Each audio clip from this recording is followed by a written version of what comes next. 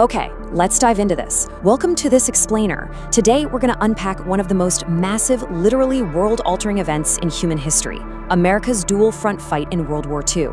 We're talking about how an entire nation mobilized on a scale we had never seen before, right? Fighting simultaneous massive battles across the globe, all while completely reshaping its own society back home. The story really kicks off with a sudden, defining shock. Immediately following the attack on Pearl Harbor, the United States transformed, almost overnight. We're talking about a rapid, sweeping pivot from an everyday peacetime society straight into a fully dedicated wartime nation. As historians love to point out, America's role in this war went way, way beyond the battlefield. It absolutely revolutionized its economy, its workforce, and ultimately its entire position in the world. To understand how this all happened, we'll be following these 5 tracks. 1. Fighting on 2 fronts. 2. The home front transforms. 3. D-Day and liberating Europe. 4. The war's end. And 5. A new global power. Let's get right into it. Section 1. Fighting on 2 fronts. Now, what's really interesting here is just the sheer, mind-boggling scale of the conflict. When the US entered the war, it faced an unprecedented global situation.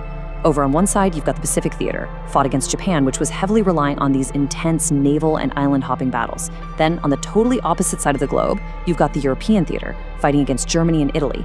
And keep in mind, American military leaders weren't just doing this in a vacuum. They had to coordinate incredibly complex strategies across both regions, alongside major allied nations, primarily Britain and the Soviet Union. It was a massive logistical puzzle.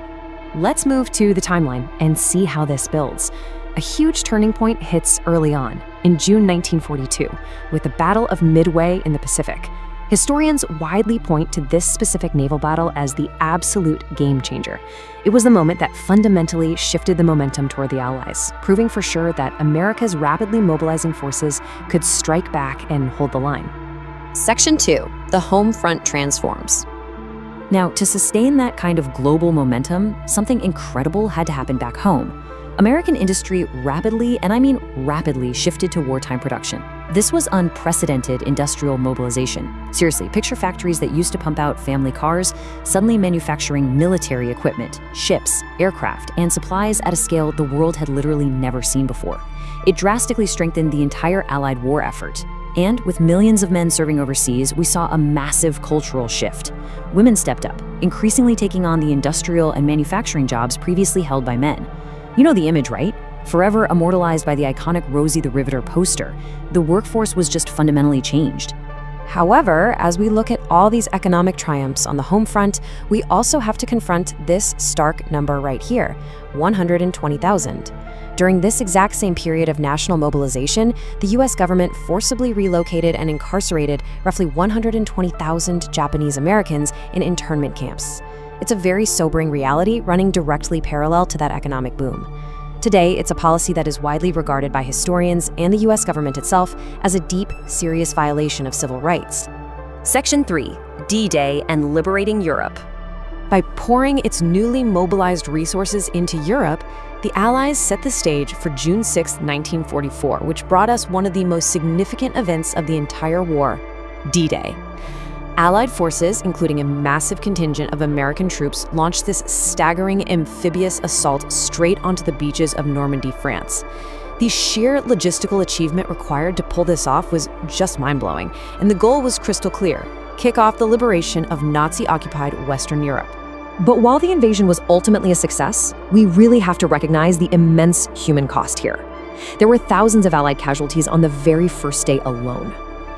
But that massive sacrifice secured a vital foothold. Over the following months, American and Allied forces pushed a grueling advance through France and straight into Germany.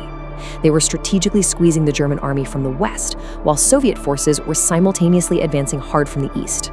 Section 4. The war's end.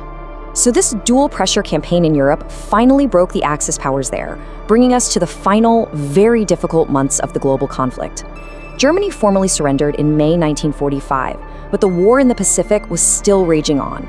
Then, in August 1945, the United States dropped atomic bombs on the Japanese cities of Hiroshima and Nagasaki, which resulted in a massive loss of civilian life.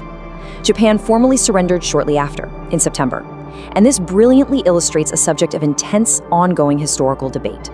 Historians today are continuously weighing two main perspectives. On one hand, there's the argument that the bombs were absolutely necessary to end the war quickly and prevent even further Allied and Japanese military casualties. On the other hand, there's the argument that alternative options really should have been pursued, given the unprecedented, massive scale of civilian loss involved. It is a very complex historical conversation that absolutely continues to this day. Section 5. A new global power.